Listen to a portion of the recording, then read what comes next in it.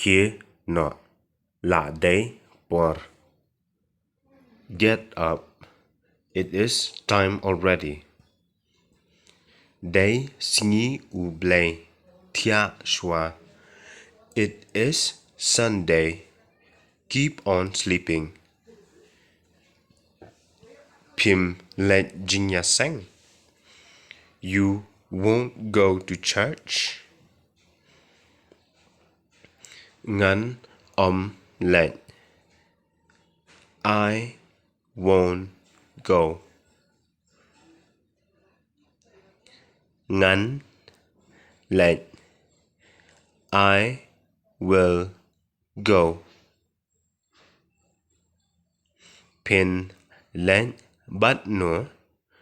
With whom will you go?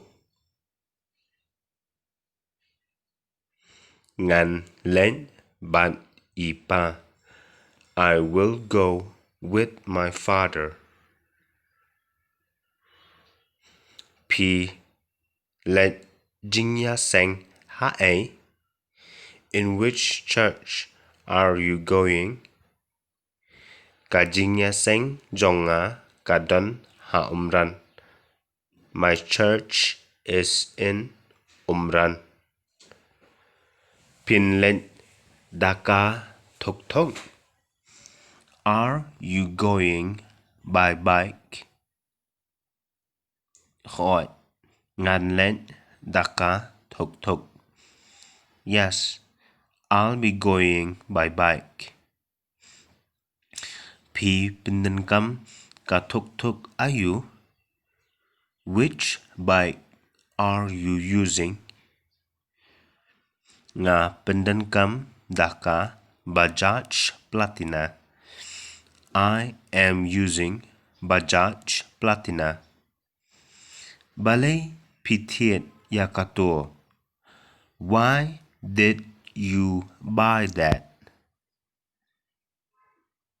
Umphniang Duna. The oil it consumes is very little.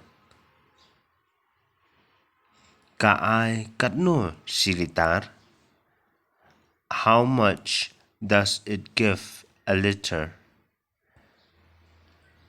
Prapo hado kandaipo kilometer.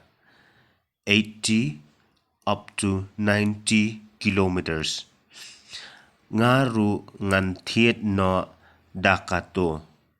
Me also. I'll buy that one.